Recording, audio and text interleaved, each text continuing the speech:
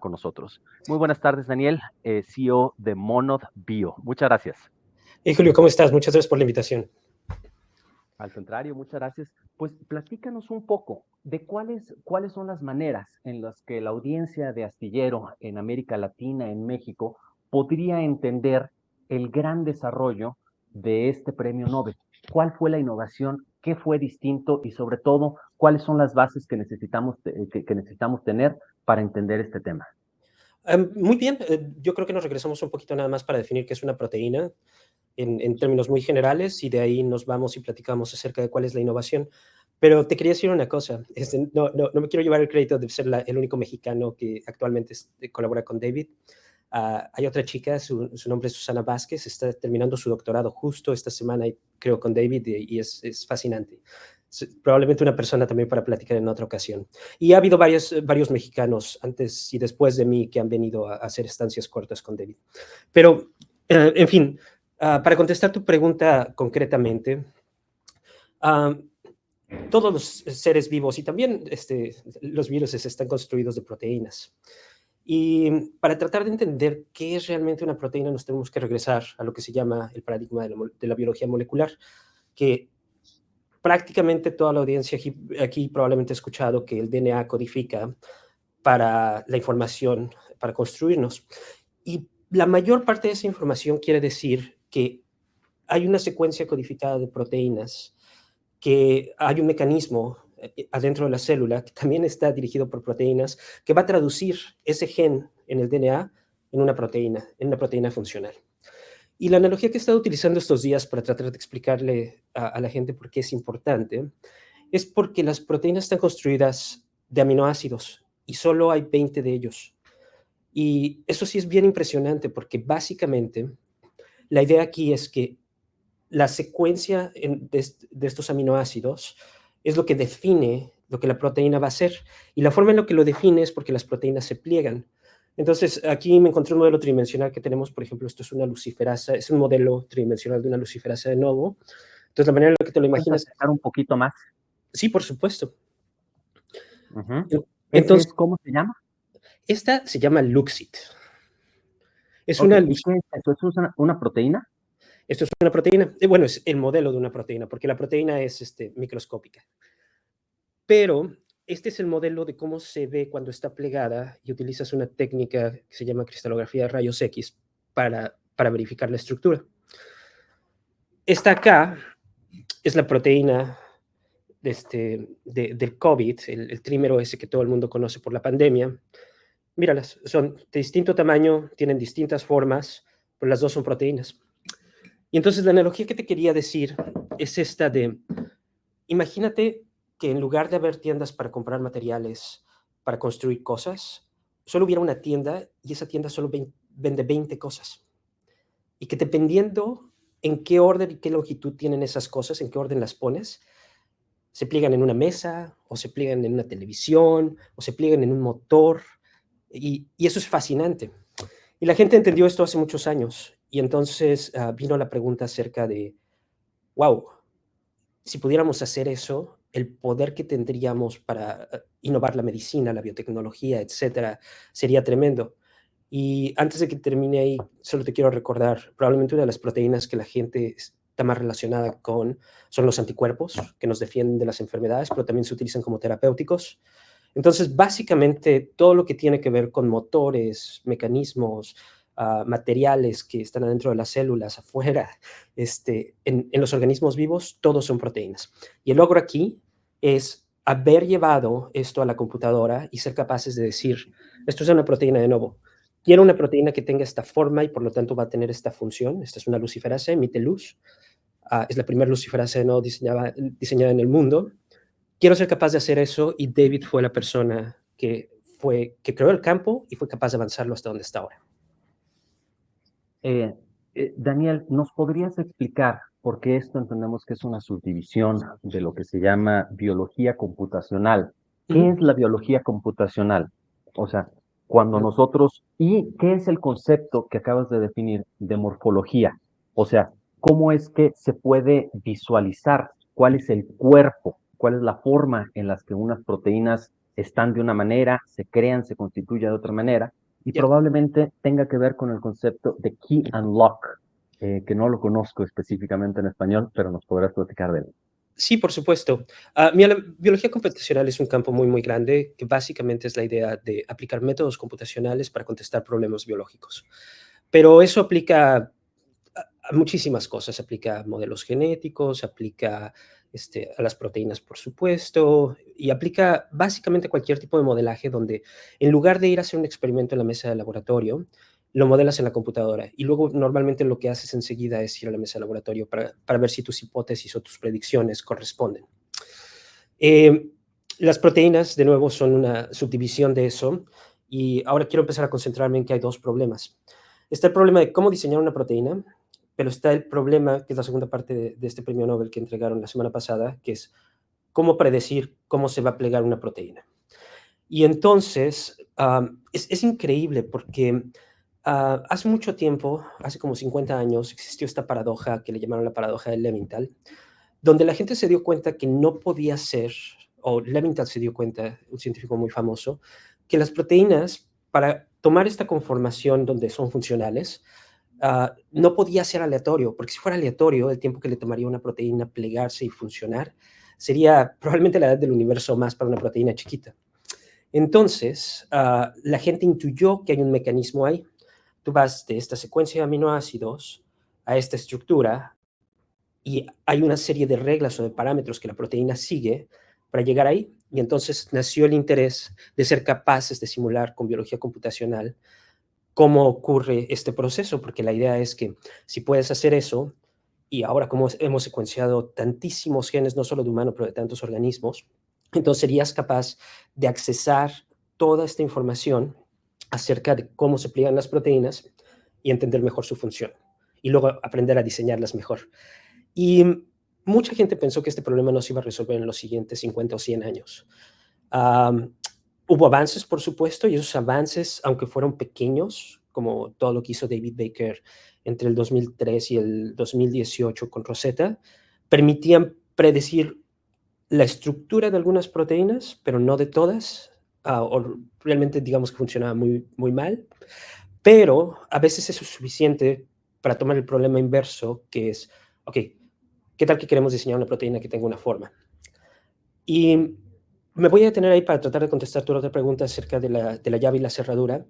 Básicamente existe un concepto en proteínas que dice que tienes una proteína que, digamos, tiene una función y luego tienes otra proteína que su función es pegarse a esa proteína, pero solo a esa, súper específica y la interacción es muy fuerte. Y este es el caso clásico de los anticuerpos, donde básicamente los anticuerpos se generan adentro de nuestro cuerpo para reconocer antígenos que son dañinos para nosotros y los reconocen, activan una serie de canales adentro de nosotros para remover los antígenos y básicamente curarnos. Daniel, ¿qué es Google DeepMind? ¿Cuándo se creó? ¿Cuál es la importancia de ellos? ¿Y cómo es que la creación de este software tecnológico que predice y visualiza, de lo que estamos entendiendo, es que existen dos proteínas o múltiples proteínas y una de ellas tiene que caber dentro del otro, como cuando jugábamos, cuando éramos niños chiquitos, de poner había un juego, no recuerdo el nombre, pero uno tenía un vaso y el otro tenía un triángulo y un rombo y un cuadrado, entonces los teníamos que meter dentro del mismo área. Con este software ya se puede visualizar y predecir si es que la proteína A realmente va a entrar con la B. Y si es Correcto. que una es en forma de zigzag, la otra también tiene que ser en forma de zigzag. ¿Cuándo se creó esta compañía? ¿Cuál es la Um, importancia de utilizar la computación para la bioquímica y para las formas de salud? ok, no te voy a decir la fecha exacta y probablemente tú me la vas a decir a mí, pero ya llevan un buen tiempo, deben de llevar por lo menos desde el 2016 o mucho antes. DeepMind es una compañía que existe dentro de Google y básicamente a lo que se dedican es a tratar, o se han dedicado por muchísimos años, es a tratar de implementar algoritmos de inteligencia artificial para resolver problemas. Y no sé si te acuerdas, pero hace varios años básicamente resolvieron el problema de ajedrez. Y eso es importante porque el número de combinaciones que existe en un juego de ajedrez realmente no lo puedes computar de manera efectiva. Pero el programa, con el enfoque de inteligencia artificial, se volvió tan bueno que realmente, uh, digamos que en términos prácticos, siempre va a ganar un juego. Y luego de ahí, si no me equivoco, se movieron a resolver el problema del juego de Go, que es un problema muchísimo más complejo que el del ajedrez, y fueron exitosos. Y no sé si te acuerdas, pero hubo algunos artículos que a mí me sorprendieron mucho, donde lo que yo entiendo, yo nunca he jugado Go, pero lo que entiendo es que los expertos de Go, muchos de ellos ven una correlación entre la vida y el juego, y dicen que algunos de los movimientos que hizo esta inteligencia artificial, este modelo, cuando estaban jugando, los conmovió casi hasta las lágrimas, lo cual es impresionante si piensas que estas son personas que son profesionales, lo único que hacen. De ahí creo que se movieron por un rato al mundo de los videojuegos y entonces empezaron a hacer formas para, por ejemplo, ganar en StarCraft más efectivamente. Pero si lo piensas, lo que estaban haciendo es construir de una manera iterativa algoritmos que eran capaces de enfrentar problemas desde distintas dimensiones, porque obviamente no es lo mismo un juego de ajedrez con reglas bien definidas que un juego de Go que tiene muchísimas más reglas, y luego StarCraft, donde ahora tienes el elemento de la táctica. Y después nos dieron la sorpresa por ahí del 2018, cuando sacaron AlphaFold 1. Yo creo que esto realmente nadie se lo esperaba, pero es un reflejo de cómo están cambiando las cosas. Tradicionalmente tú esperas que van a ser universidades, científicos en universidades quien van a resolver problemas, pero en el 2018 demostraron que hicieron hay una competencia para predecir cómo se pliegan las proteínas, y básicamente todos los competidores estaban por ahí del 20% de éxito, y ellos se fueron por arriba del 50%, si no recuerdo mal. Y eso fue sorprendente, y además fue sorprendente que estaba viniendo de una compañía que, bueno, tú sabes, Google es una compañía de advertisement, y aunque trabaja en inteligencia artificial, fue muy sorprendente para la compañía, para la comunidad científica que se hubieran enfocado en ese problema. Pero si lo pensamos desde otra perspectiva, ese era uno de los problemas que se consideraba uno de los problemas más difíciles actuales y que iba a tener impacto en la ciencia. Así que creo que eligieron el problema correcto. Daniel, cuando tratamos de explicar de qué manera es que estos descubrimientos de premios Nobel de física, de química, de medicina ayudan a la sociedad de América Latina y de México, o sea, de qué manera le ayuda al taquero, a la gente del día cotidiano, pues encontramos con decir, es que eficientiza el proceso celular o proteímico. O sea, cuando tus proteínas y cuando tus células se desarrollan de forma óptima, eficiente, significa que uno vive mejor, que uno duerme mejor, por lo tanto tiene más salud mental, tiene más paz social, tiene más amigos, puede hacer más ejercicio, puede comer mejor. Todo su sistema inmunológico, respiratorio, todos los sistemas que tenemos funcionan de una manera mejor. ¿Qué tipo de aplicaciones se les pueden dar dentro del cáncer, envejecimiento, gordura, insulina, para que la gente entienda la importancia de este premio Nobel? ¿Qué tipo de aplicaciones pudiese tener que se pueden visualizar las proteínas? Sí, pues mira, la mayor parte de los terapéuticos más avanzados que existen hoy en día en el mercado están basadas en anticuerpos o en moléculas que causan proteínas que causan alguna actividad en los receptores celulares. Entonces es tremendo porque todos estos anticuerpos o proteínas que se utilizan actualmente como terapéuticos, de alguna manera se han sacado de la naturaleza y se han optimizado a veces en el laboratorio para hacerlos, digamos, más cercanos a lo que una droga, una medicina óptima debería de ser. Pero el gran avance aquí, y esto, como me preguntabas, o sea, ¿cuál va a ser la ventaja para el taquero, para el zapatero, etcétera? Es que este avance ha democratizado el acceso a ser capaces de ahora diseñar las proteínas. Entonces, un científico en Latinoamérica o en muchos otros países que antes no podía hacerlo, de hecho, probablemente de alguna manera eso era una cosa que solo el laboratorio de David Baker podría hacer. En 2015 ya estábamos diseñando proteínas muy interesantes, no tan interesantes como las de ahora, pero proteínas que podrían tener aplicaciones terapéuticas para curar enfermedades, proteínas para crear mejores vacunas, etcétera. Y en ese entonces, eso era algo que solo se podía hacer con la cantidad de recursos y de conocimiento que había en un laboratorio como el de David aquí en Seattle. Esto ha democratizado el acceso a eso y ahora te puedo decir con mucha certeza que es una tecnología que la gente puede aplicar en todo el mundo. Y yo pienso que va a pasar un poco lo que pasó cuando las computadoras empezaron a salir y los programas de diseño empezaron a existir de Adobe, etcétera. Y de pronto tienes diseñadores en todo el mundo, porque la gente tiene la habilidad de entender el concepto y tiene muchas preguntas que quiere contestar. Lo único que necesitaban era la herramienta que facilitaba el acceso. Entonces, como dices tú, yo creo que probablemente hacer mejores proteínas que se van a integrar en humanos va a ser una de las últimas cosas. Creo que tu visión es correcta, podría, digamos, hacer a los humanos tener mejores vidas en muchos sentidos, pero yo creo que lo primero va a ser terapéuticos, diagnósticos, nuevas herramientas para que la investigación sea más eficiente, biomateriales, bioremediación, imagínate proteínas que degraden plásticos para que finalmente podamos reciclarlos. Entonces, así es como va a afectar a la sociedad. Probablemente la gente no lo va a ver en su día a día durante muchos años todavía, hasta que empezamos a hacer ropas o materiales con proteínas diseñadas, pero definitivamente van a estar ahí listas para curar enfermedades y para mejorar la calidad de vida de los humanos.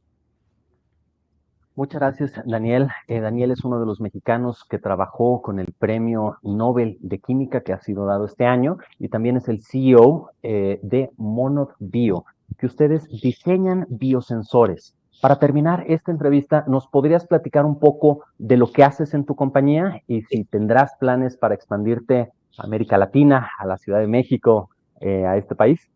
Ojalá, ojalá.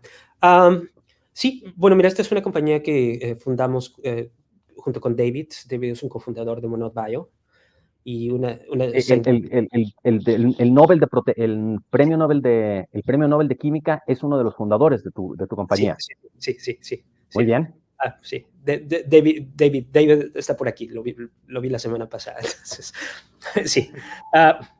Sí, él es un fundador de la compañía y esta tecnología nació en su laboratorio. Entonces, básicamente tenemos dos enfoques. Uno es utilizar diseño computacional de proteínas para crear mejores biosensores. Y solo para simplificar lo que es un biosensor es, imagínate un diagnóstico para COVID. Las moléculas que utiliza para funcionar se llaman biosensores. Entonces, nosotros queremos revolucionar los biosensores, los queremos hacer más rápidos, más baratos, que tengan más sensibilidad y que haya nuevos biosensores para enfermedades que no hay ahora. Y por el otro lado, tenemos la capacidad ahora también de crear herramientas para la investigación. Es increíble, pero cuando vamos al laboratorio, la mayor parte de las cosas que utilizamos en el laboratorio son, una gran cantidad de ellas son proteínas que utilizamos para hacer ensayos, para determinar si nuestros experimentos están yendo en la dirección correcta o no, o investigar cuáles son los resultados del experimento. También queremos cambiar eso, queremos hacer proteínas que no han sido capaces de hacer utilizando proteínas naturales para expandir y revolucionar el campo de la investigación. Somos la única compañía utilizando diseño computacional de proteínas que yo sepa para estos dos campos. En el pasado lo hemos utilizado para construir medicinas y ahora hay un montón de compañías que vinieron detrás de nosotros, la compañía anterior que también abrí con David, que demostramos que puedes utilizar proteínas diseñadas en la computadora para crear terapéuticos. Entonces ahora estamos yendo por esta siguiente frontera de los diagnósticos y las herramientas para la investigación. Y sí, quiero ir a Latinoamérica, solo tenemos que encontrar la oportunidad. Muy bien, muchísimas gracias. Pues muchas gracias, Daniel, por habernos dado la oportunidad de explicar cuál es la importancia, las aplicaciones, darnos una visión de lo que es biología computacional y las diferentes subdivisiones de esta ciencia. Y bueno, pues estuvimos platicando con Daniel Silva para que nos explicara este tema de biología computacional y el Premio Nobel de Química. Muchísimas gracias, Daniel. Gracias, Julio. Hasta luego. Cuídate mucho. Muchas